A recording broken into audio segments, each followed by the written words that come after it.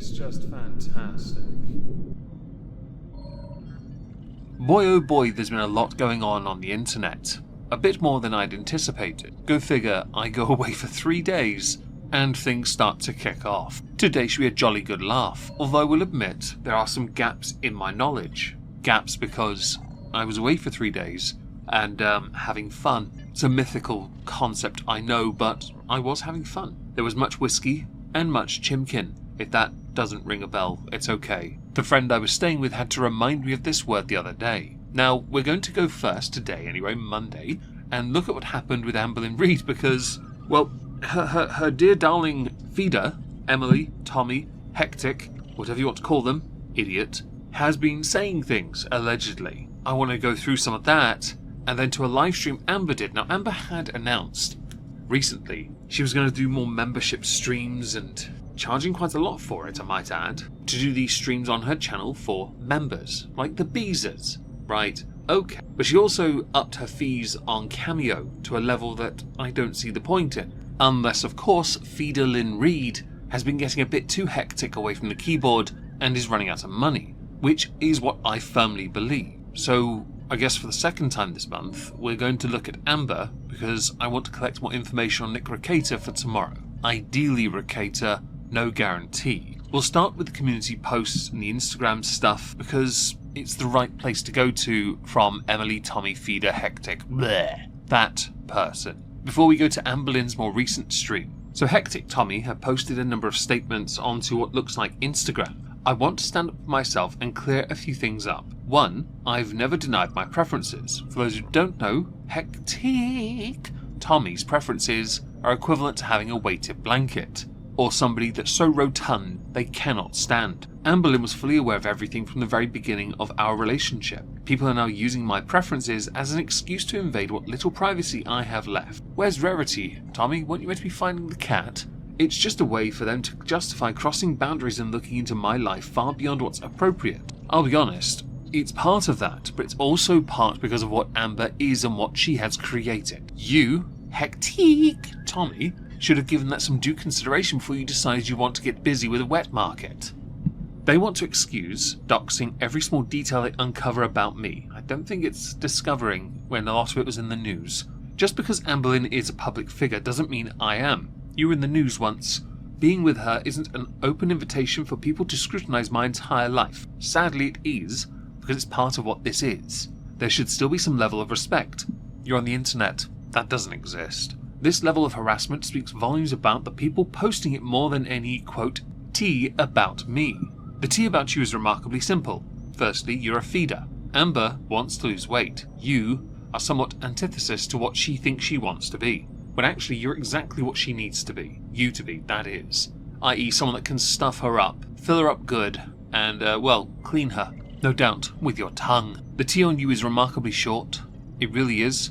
The only other thing I know about you is you have failed in a number of months to find Rarity. That one thing bothers me more than anything else. It bothers me Amber failed, it bothers me you failed. So I don't feel any shred of remorse or guilt, any of the hell you're getting for your choice in partner. One that I would have no doubt on her best day would smell identical to that of a fishmonger's at the end of a day in the summer without air conditioning. 2. Apparently, there was also someone on Reddit pretending to be me or pretending to be a relative of mine. That wasn't me. I was at a family birthday party yesterday, and I have no idea who that person was or what their intentions were other than to stir the pot. X, but whatever. 3. I'm not this secret, elusive, terrible person that people are trying to make me out to be. You were with a half-ton heifer, they passed away, and within months you were with Amber. Amber went on to put on 40 pounds with you. There are alarm bells. Honesty and integrity are important to me. You should come out sooner then, shouldn't you? All of this has been too much. At this point, it feels like a damned if I do, damned if I don't situation moment type deal. So I'm speaking up for myself. In text form, in an online post. It doesn't carry much weight until it's shared by the haters of If this was done in video form on Amber's channel, you might have a better chance. But let's face it here, you didn't want to be in any of those videos, and I don't think you want Amber to make videos anyway. You just want someone submissive that you can come home to and do things with. If you really want something like that, you know you could just buy tubs of Play-Doh, right? Now, Tommy was queried about moving on so fast months after her partner passed away, to which hectic Tommy had said, "She's not an ex, everyone has their own timelines regarding moving on. Did I move on too fast? Probably. I was hurting and I will never be the same after losing her. Wrong tog? What? No offense intended to all people involved, but be offended. Seriously, be offended." The thing is, Amber has created and cultivated a community of people who do not care. They care that she keeps failing because she shows she is unwilling to make the meaningful, discernible changes to be a better person. You are completely opposite, antithesis, antithesis. You are the absolute opposite, the negative. If she is yes, you are no. Because there's nothing about Amber that can ever truly change surrounded by people like you. That's not to say Amber's innocent, by the way, or a saint, because oh boy, she is nowhere near one. She is far removed from any term that could be considered good. She is a terrible person. That was cemented when she lost Rarity. Somebody else had commented, no offense at all, but when you get into a relationship with a public figure, you are more susceptible to this kind of backlash.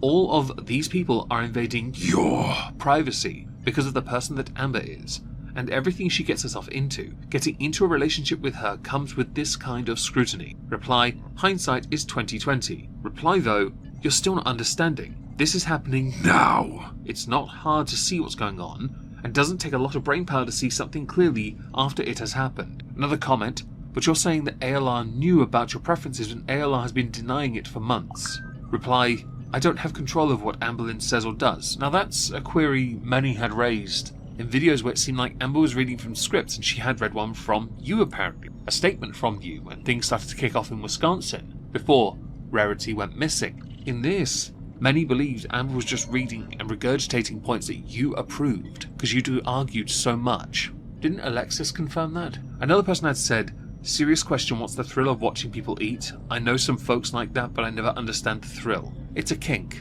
basically, but Amber doesn't really do much eating in her videos these days. Hectic Tommy also conceded to being a bit naive in all of this, which is important to acknowledge. Another did raise the point that perhaps Amber should have kept the identity of Tommy completely secret.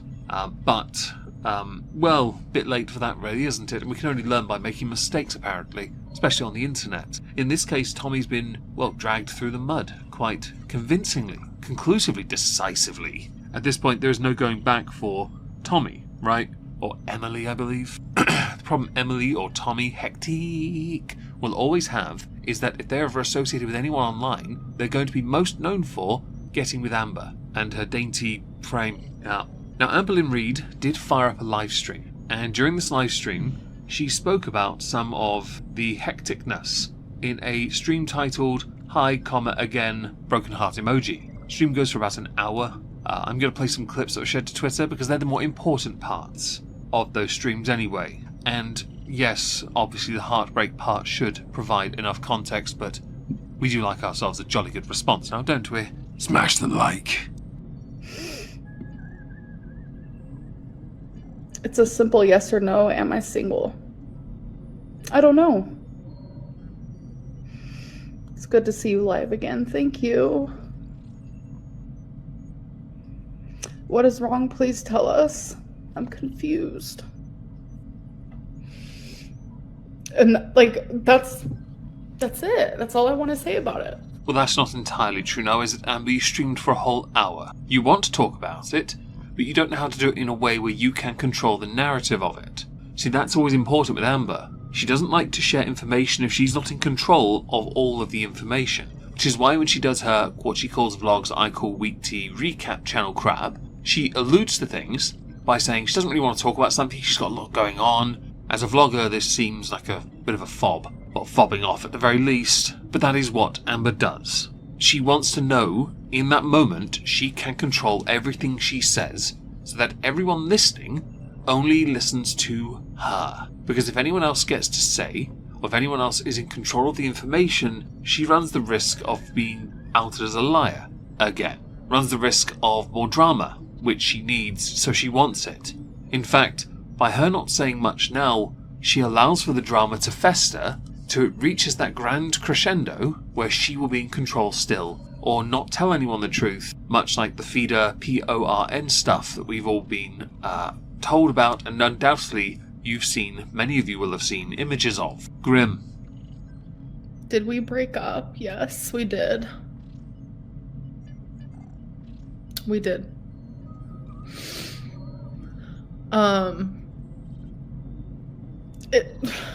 I mean, the type of, like, hate that we get online it's bad.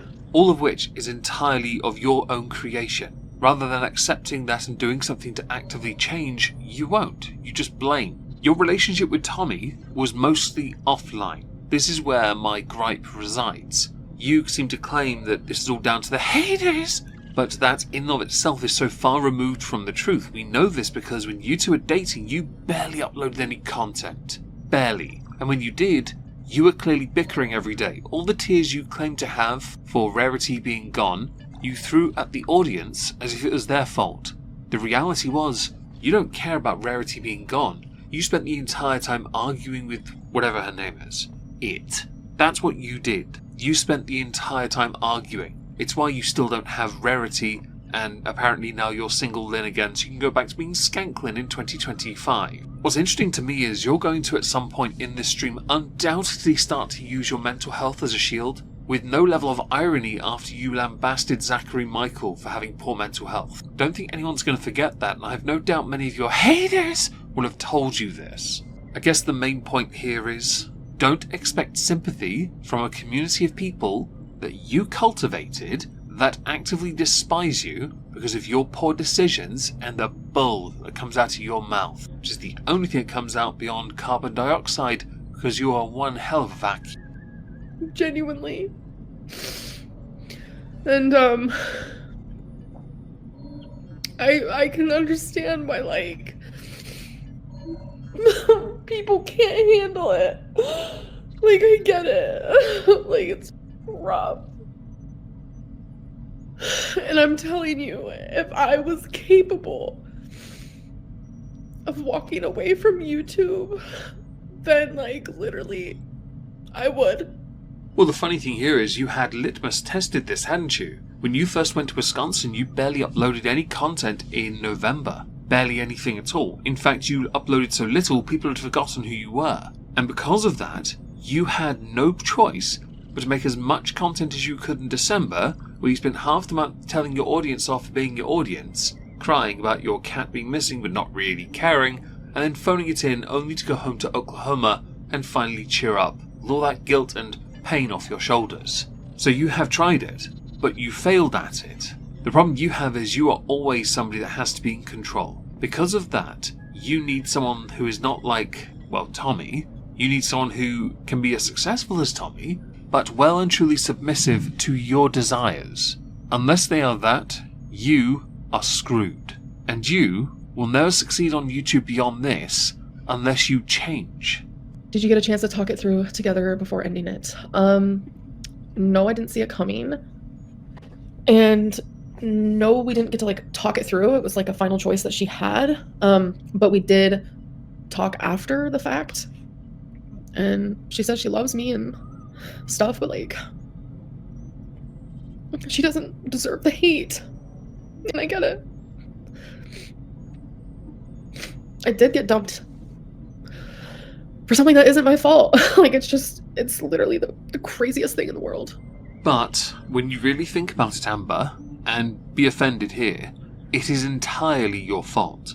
Everything you've ever created on this platform, especially more recently, has been intended to bait your audience into despising you. If it isn't, which is the biggest long shot of all time, it is entirely done by somebody who is so mentally handicapped they don't actually possess one functioning brain cell. So it has to be the case that you brought this on yourself. That's not to say you deserve Tommy or Tommy deserves you, but all you're desperately trying to do right now is find a way to blame and seem like you're in control of your emotions. Wasn't it around this time last year you had drama with somebody, a relationship issue, and or was that a little bit further along? You know what? I feel like the cycle is about to start again. Don't be surprised if by the end of this year, Amber finds herself in another state, only to lose Wasabi or Twinkie, conveniently. If you want to change, you have to change yourself, the very fabric of your nature. By doing that, there is more chance of you succeeding and being able to live what is considered a life. This weak tea facsimile you live